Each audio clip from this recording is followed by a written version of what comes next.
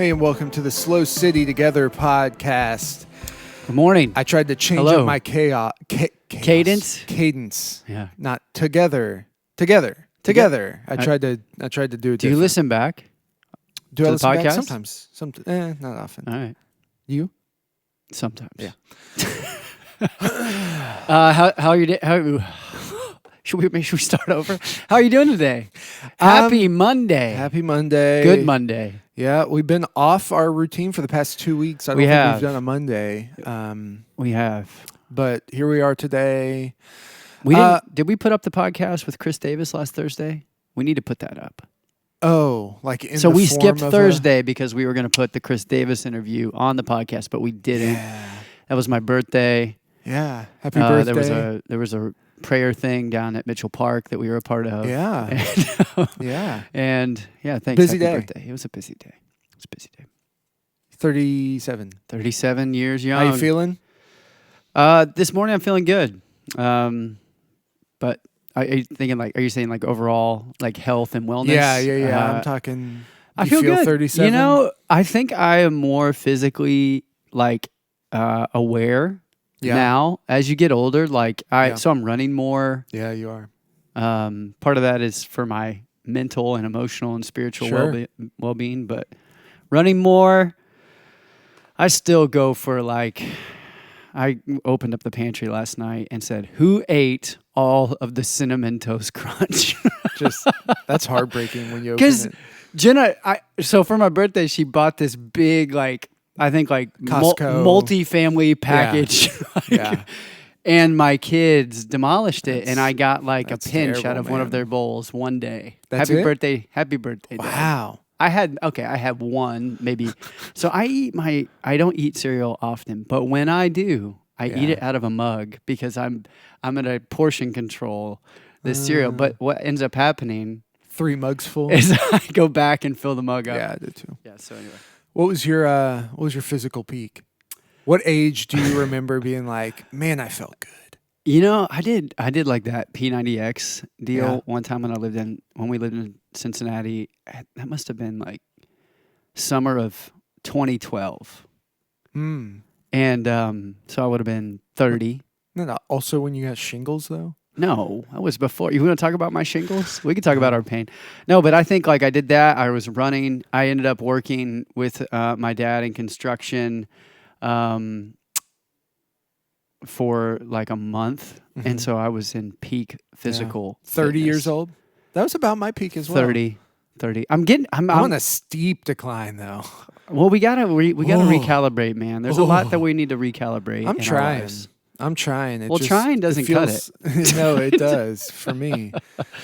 It's hard. It's hard when you cross over 30, man. It's new terrain. Your body doesn't respond. I don't know though, dude. There's a lot of people over 30, 40 who are killing it right now. I don't want to know that. I want to imagine that 30 that's why I'm declining so quickly. Yeah. So back to Monday. It's a good Monday. Yeah. We're waking up.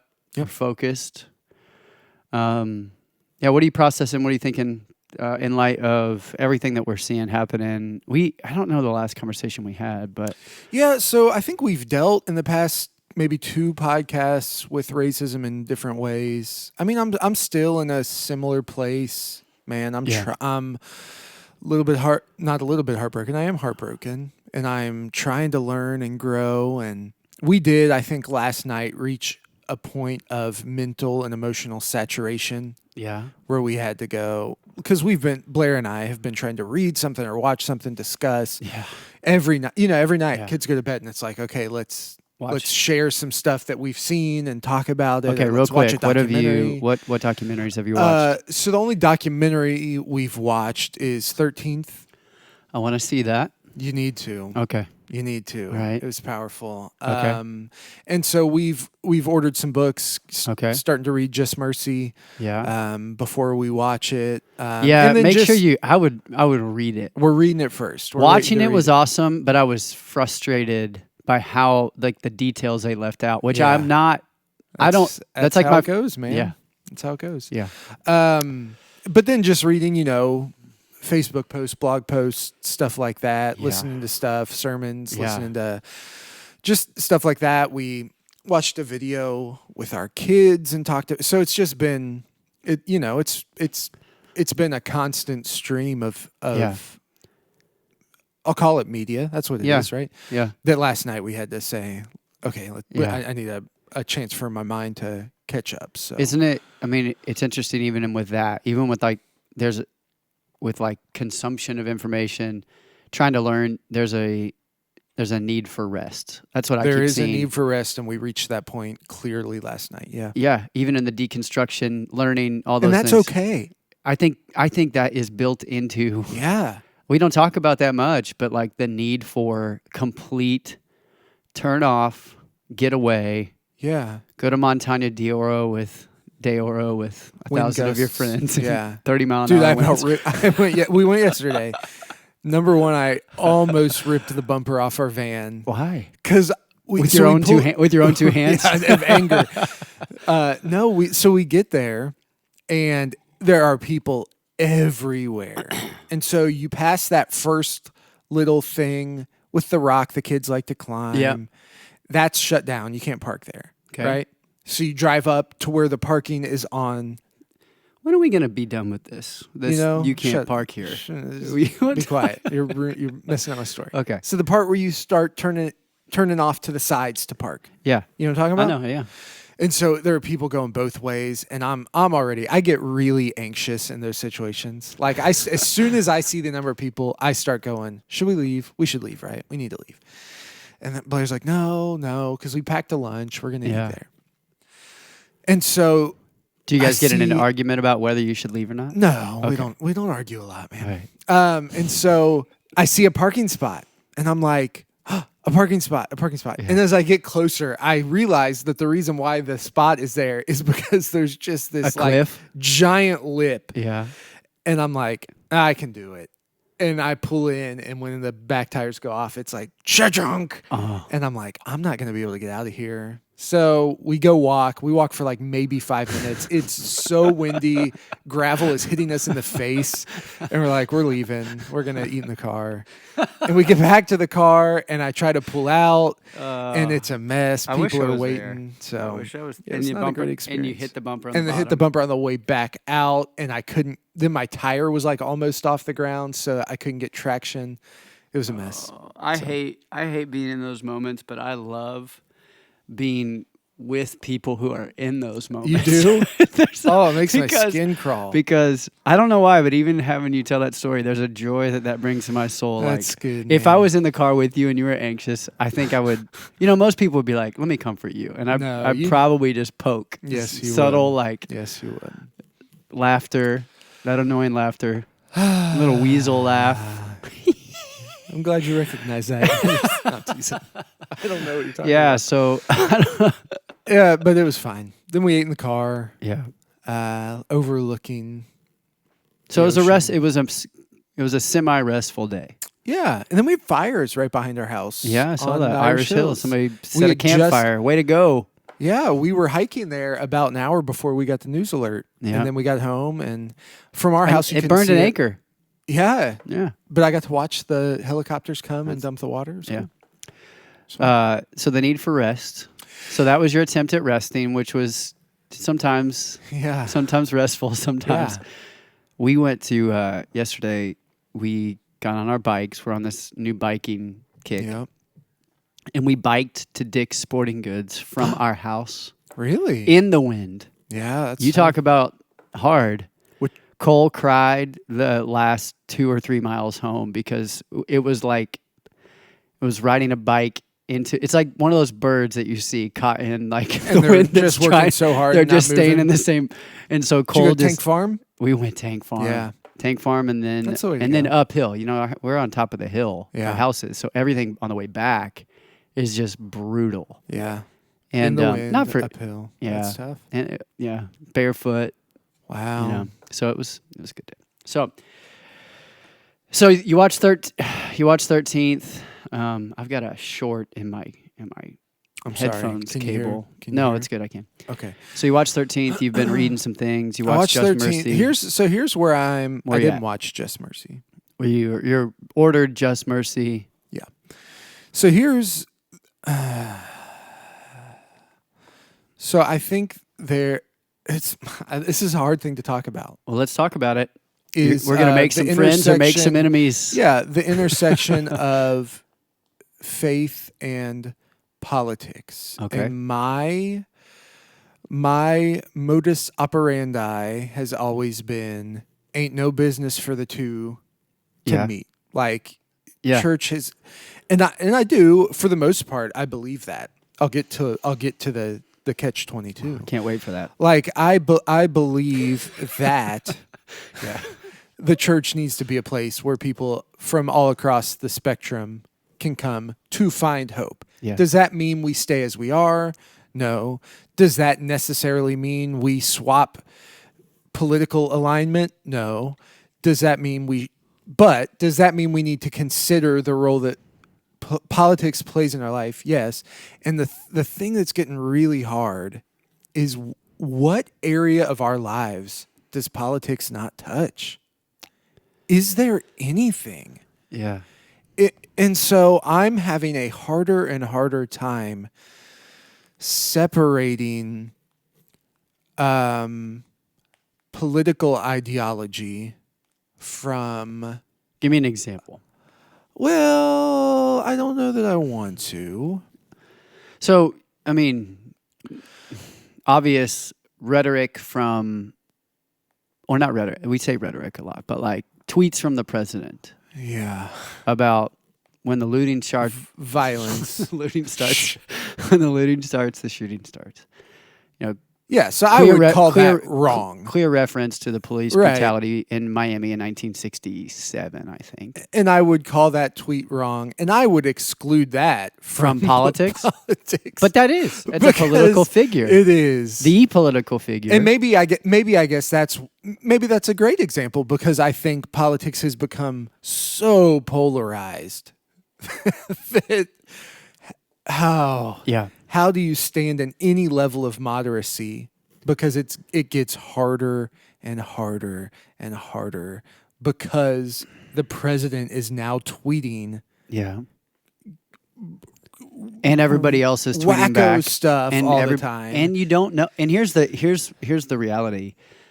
Like, news is so polarized, and I would say like, what news do you listen to? Yeah. Everything is relative now. It's like, from your point of view, here's quote unquote my truth, you know, and it's really difficult to be informed without being swept away into a bias. And so, this is not about like whether the killing of George Floyd was wrong, and this is not, you know, and so because we have people in our church. I was texting somebody yesterday. We have great police officers who are a part of our church. Yeah. We also have, I would say, activists who are a part of our church. And I love that. I thought you were going to say we have terrible police officers also. No. That's where you're going. No, like, you know, and I think there is a different kingdom that I think, a kingdom ethic that we have to operate in. And I think the tension is like, what role does this kingdom reality, does this church, do followers of Jesus play in the earthly? Yeah. And I know that sounds very... No. Yeah. But I think you're getting to something. You unlocked something in my brain right now, which is you asked me to give an example. I'm hesitant to give an example on this platform. Yeah. Because if anybody were to walk in the door and want to engage in a one-on-one conversation, right, I would speak differently. Yeah. Right? Yeah, I would speak more openly Yep. and a little more candidly, knowing I'm speaking to a human being who can respond to me, and then I you can see respond facial back. expressions. I can respond back. Well, you don't with the masks on, but you get what I'm saying, though? Like a one-on-one conversation. Whereas I'm uncomfortable to say something in a platform like this because of there's no give and take. But you and I You and I. and many others are called to a role of leadership Right. that requires Yes. addressing issues. And that's what I'm feeling so much tension about. Oh, I get it. Do you agree? Dude. Because like if I could have a one-on-one with every single person, I'd feel, but when I have to say, I get into this overthinking and going, okay, if I say this, I know what I mean. And some people know what I mean, but some people don't know what I mean. So they're going to take it like this, but that's not what I mean. But I can't address that if they don't tell me what they thought I meant. Now I spin, and then I probably either go too soft on something that I need to be more bold. Yeah. You know what I'm saying? I'm speaking to me. This is not necessary. I'm not saying that's right that I think of it this way. Yeah. This is probably somewhat of a character flaw where I'm trying to be all things to all people, or I'm trying to not hurt feelings, because like I do that. Says, people please to the point where you say the right thing to everybody in the right context. So I get that's a problem within me, but that's what I'm feeling more than anything. And I know you're feeling it probably doubly what I'm feeling, just because of the consistency of your platform and the expectation for you. Yeah, I think it is. I think I'm continually wrestling with, and I probably don't think about what I'm saying as much in this current setting. This platform. Well, I probably should, but like, I think I've been really wrestling with the, politically correct culture. Yeah. Versus, not versus, and yeah, our call to boldness and trust in King Jesus. Yeah. And I think those two don't have to be at odds against each other, but I think one cannot dictate the other. The other, I think our place right now is to say, is our faith dictating our behavior, our thought, our actions, the lens in which the world, the view in which we look at the world, and our worldview. Yeah. And but it is hard, man, because you're talking about doing church in a context where I don't know if what I am saying is being received through body language or whatever, or through, there's no like meeting somebody on the patio after you preach a sermon. Right. To say like, hey, I had a question about this. Yeah. And it's kind of like, it's hard for people to say, I'm going to send you an email about that, because it's probably not a big deal. It's not probably like an email deal, but but what else do I do right now? Yeah. Right. And so then there is this like being pulled apart, like socially distanced, and then not being able to address maybe nuance or thoughts or things that I've said that people may have a question. I don't know. So I think you just got to lean in and say, I'm going to be as raw and as honest as I can, and trust. Let the chips fall where they may. Trust that God does speak and uses even through imperfections and mistakes. And I would rather say something that I feel like is, I don't know, but I do think like that. I think going back to your tension of like politics, and we say politics, like, I don't know. Yeah, and I probably don't mean, maybe I do mean politics in the true sense of the word. It's just it's my mind spins when I start thinking about it. Because here's the deal. Both Republicans and Democrats would say, I'm the party that cares about human rights. What about libertarians? And libertarians. Green Party. And both would say, based on your region and your upbringing, maybe under the shadow of darkness and secrecy, maybe not, but some would say, we are the party that most closely aligns with Jesus. Both would say that. Yeah. You know what I mean? Yeah. And that's why I think you've got to step out of it. Yeah, but then you see stuff and you're like, oh, wow, they're probably right. But then you see something else, you're like, oh, wow, they're probably... And so there's so much... I think, though, like, there is like policy drives... I heard somebody say, what is that quote?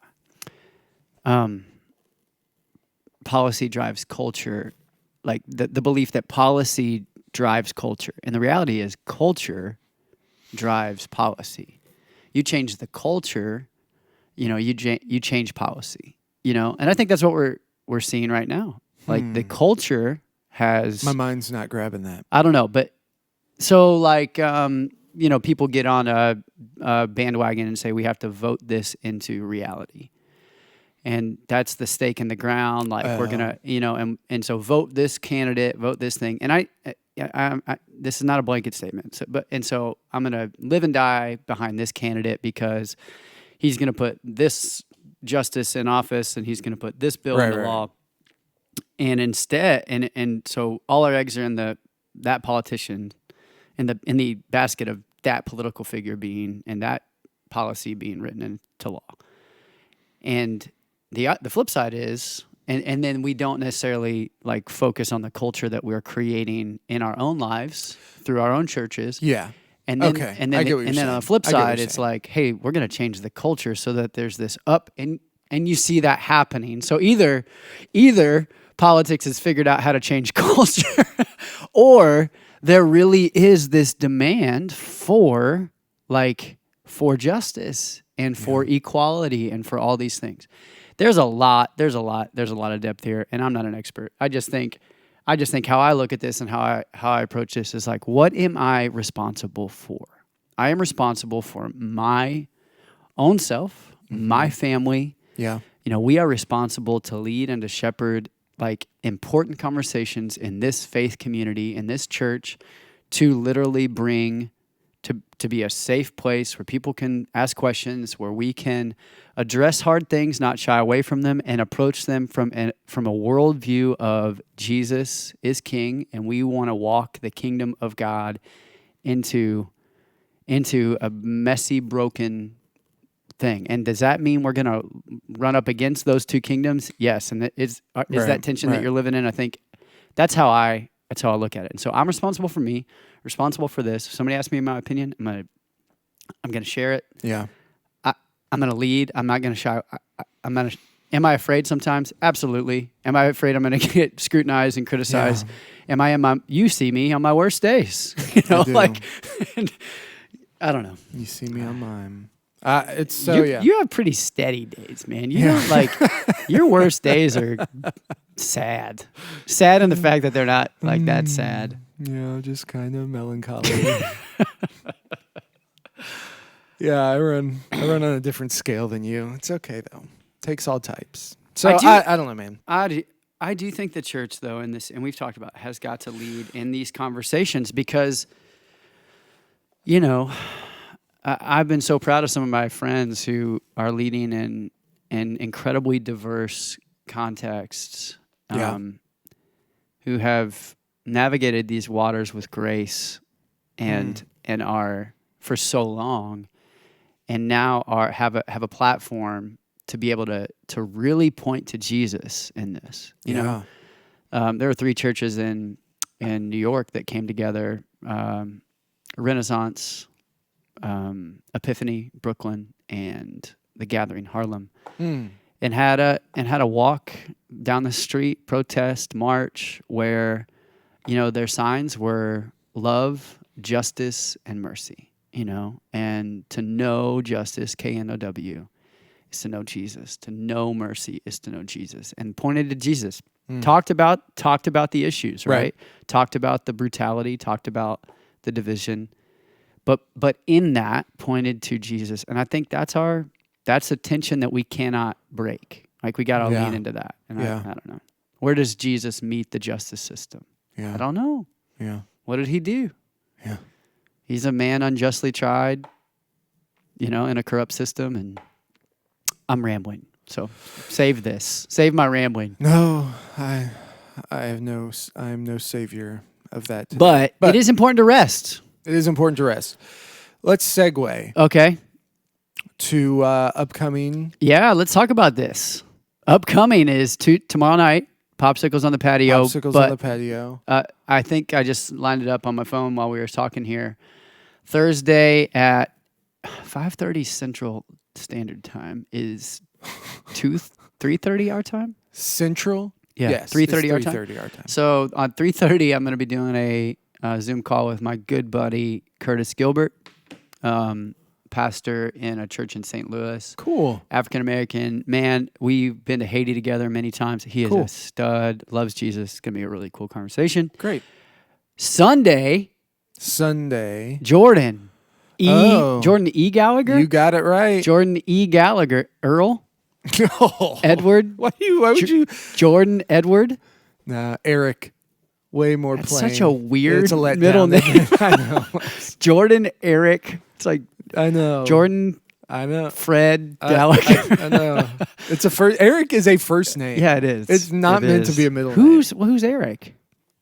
There's no Eric. There's no rhyme or reason. Nope. Just wanted your initials to Jag. Jag. So Jordan's preaching this Sunday. We're excited about that.